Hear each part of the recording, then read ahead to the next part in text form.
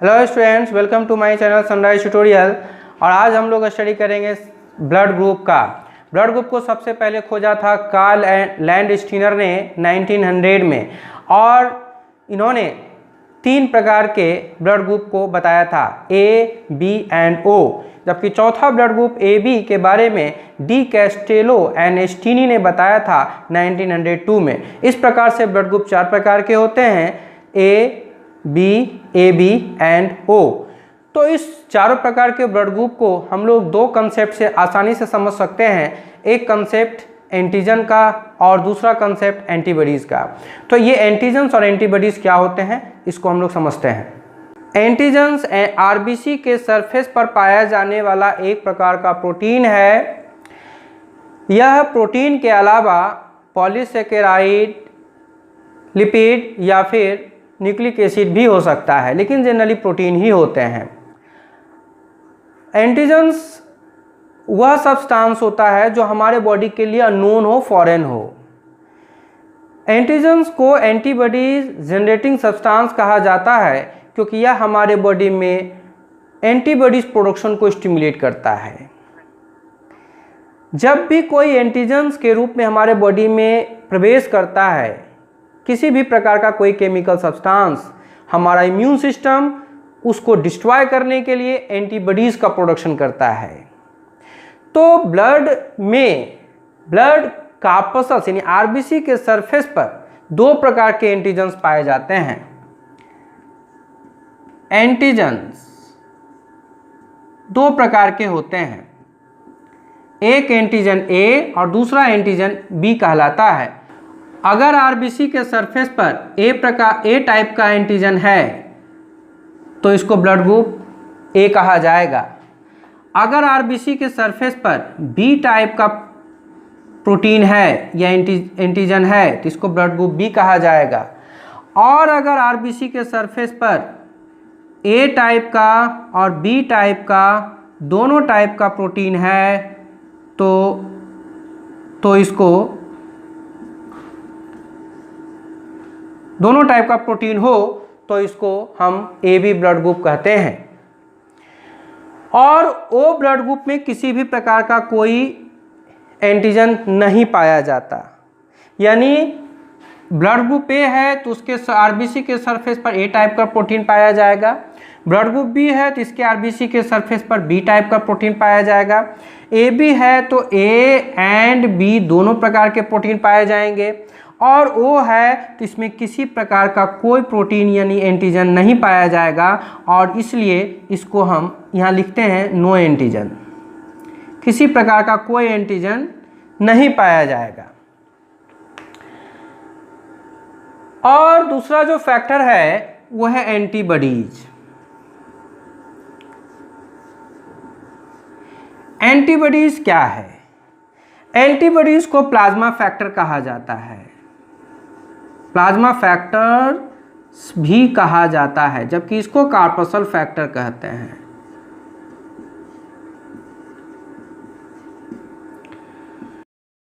जैसा कि हमने बताया कि एंटीबॉडीज एंटीजन के खिलाफ बनते हैं।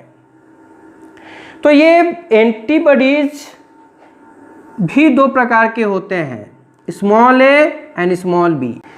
एंटीबॉडीज भी एक प्रकार के केमिकल सब्सटेंस है, यानी एक प्रकार का प्रोटीन है जो कि एंटीजन को डिस्ट्रॉय करने के लिए हमारे इम्यून सिस्टम के द्वारा बनाया जाता है। एंटीबॉडीज हमारे ब्लड के सेल्स लिम्फोसाइट के द्वारा बनाए जाते हैं, जो एक प्रकार का WBC है। और एंटीबॉडीज जितने भी एंटीजन्स हमारे ब्लड में प्रेजेंट हैं, फॉरेन मॉलिक्यूल्स उसको डिस्ट्रॉय करने के लिए बनता है। माने कि एक पर्सन P1 है, एक पर्सन P2 है, इसका ब्लड ग्रुप ए है, इसका ब्लड ग्रुप बी है। तो जैसा कि हमने बताया कि पर्सन P1 के ब्लड ग्रुप ए है तो एंटीजन ए पाया जाएगा, ब्लड ग्रुप बी है तो एंटीजन बी पाया जाएगा। तो अगर ए का ब्लड ग्रुप बी को दिया जाए तो एक नया सब्सटेंस बी के बॉडी में ए चलाएगा एंटीजन के रूप में। तो बी का ब्लड इम्यून सिस्टम इस एंटीजन के खिलाफ एंटीबॉडी ए जनरेट करेगा और इसको डिस्ट्रॉय करेगा, जिसके कारण इस ब्लड का अपसल यानी कि आरबीसी का डिस्ट्रक्शन हो जाएगा, जिससे ब्लड क्लम्प कर जाएगा और पर्सन मर जाएगा। तो इस प्रकार से अगर बी का ब्लड अगर ए में देते हैं तो इसके बॉडी में एक नया सब्सटेंस बी एंटीजन बन के जाता है और इस बी के खिलाफ इसका body small B antibody produce करेगा और इसको डिस्ट्रॉय करेगा, इसका डिस्ट्रक्शन हो जाएगा और इस तरह से ये पर्सन बी के लिए भी फेटल होगा। तो ये तो तय है कि अगर ब्लड ग्रुप ए है तो यह इसके बॉडी में बी के खिलाफ एंटीबॉडीज बनेंगे जो कि स्मॉल बी होगा, और अगर ब्लड ग्रुप बी है तो इसके खिलाफ एंटीजन ए के खिलाफ एंटीबॉडी बनेंगे जो कि स्मॉल ए होगा। और ए बी में चूंकि दोनों प्रकार के एंटीजन पाए जाते हैं तो यह ए से भी ब्लड ले सकता है और बी से भी ले सकता है, इसमें किसी प्रकार के एंटीबॉडीज नहीं बनेंगे, नो एंटीबॉडीज।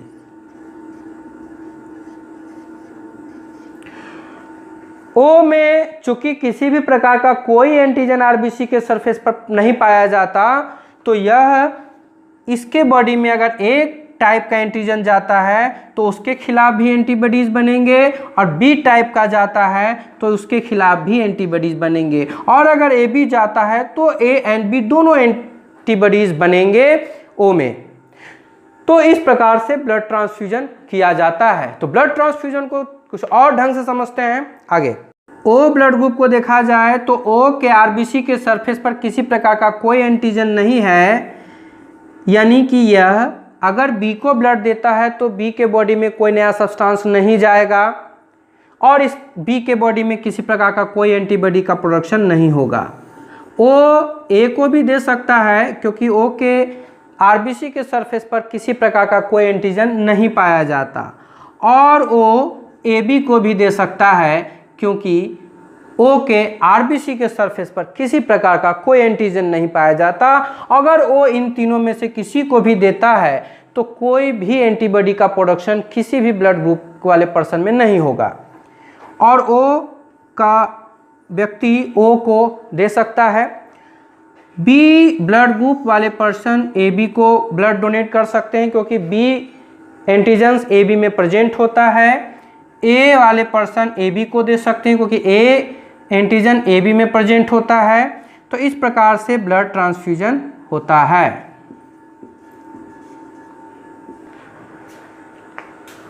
ए B O blood group system के आधार पर ब्लड ट्रांसफ्यूजन होने के बावजूद 1 से 10% व्यक्ति का ब्लड क्लम्प कर जाता था और पर्सन का डेथ हो जाता था। तो कार्ल लैंडस्टीनर ने इसका कारण जानने के लिए 1940 में सैकड़ों रिसस मंकी पर एक प्रकार का एक्सपेरिमेंट किया और उन्होंने पाया कि आरबीसी के सरफेस पर एक और टाइप का प्रोटीन पाया जाता है जो कि रिसस प्रोटीन कहलाता है, यानी आरएच फैक्टर, रिसस फैक्टर भी कहते हैं। और इन्होंने यह भी बताया कि ह्यूमन में करीब 90 से 99% व्यक्ति में यह प्रेजेंट होता है और 1 से 10% में एब्सेंट हो सकता है। तो जिस व्यक्ति में आरएस प्रोटीन पाया जाता है आरबीसी के सरफेस पर, वैसे व्यक्ति के ब्लड को आरएच पॉजिटिव कहा जाता है, और जिस व्यक्ति के आरबीसी के सरफेस पर रिसस प्रोटीन नहीं पाया जाता, वैसे व्यक्ति के ब्लड को आरएच निगेटिव कहा जाता है। तो कुल मिला के ये हुआ, एब्सेंस और प्रेजेंस के आधार पर रिसस फैक्टर यानी ब्लड ग्रुप 2 प्रकार के हो गए। अगर प्रेजेंट हो, if present RH positive, if absent RH negative. तो ब्लड ग्रुप अगर प्रेजेंट हो, आरएच फैक्टर अगर प्रेजेंट हो तो आरएच पॉजिटिव, अगर एब्सेंट हो तो निगेटिव कहलाता है। इस प्रकार से ब्लड ग्रुप 8 प्रकार के हो गए। A positive, A negative, B positive और B negative, A B positive, A B negative, O positive, O negative. अगर सपोज करें कि दो पर्सन है, एक P1 है एक P2 है, मान लेते हैं इसका ब्लड ग्रुप ए पॉजिटिव है और इसका ब्लड ग्रुप ए निगेटिव है, तो इसके ब्लड में ए एंटीजन पाया जाएगा, साथ में RH प्रोटीन भी पाया जाएगा RBC के सरफेस पर, और ए निगेटिव वाले पर्सन में ए एंटीजन केवल पाया जाएगा, RH प्रोटीन नहीं पाया जाएगा। और अगर ये व्यक्ति अगर इसको ब्लड डोनेट करता है, RH पॉजिटिव वाला पर्सन अगर RH निगेटिव वाले पर्सन को ब्लड डोनेट करता है, तो RH इसके बॉडी में चला जाएगा, जो इसके बॉडी के लिए एंटीजन का वर्क करेगा, फॉरेन मॉलिक्यूल के जैसा वर्क करेगा, और इस RH फैक्टर के खिलाफ इसके बॉडी में एंटीबॉडी का प्रोडक्शन होगा, एंटीबॉडीज का प्रोडक्शन होगा, जो RH फैक्टर को डिस्ट्रॉय करेगा, यानी RBC को डिस्ट्रॉय करेगा और ब्लड क्लम्प कर जाएगा, पर्सन का डेथ हो जाएगा। तो इस प्रकार RH फैक्टर भी एक इम्पॉर्टेंट फैक्टर हो जाता है ब्लड ट्रांसफ्यूजन के लिए। तो ब्लड ट्रांसफ्यूजन RH फैक्टर के आधार पर हम समझते हैं ए पॉजिटिव किसको ब्लड दे सकता है, तो ए पॉजिटिव को ब्लड दे सकता है, और या ए बी पॉजिटिव को भी दे सकता है।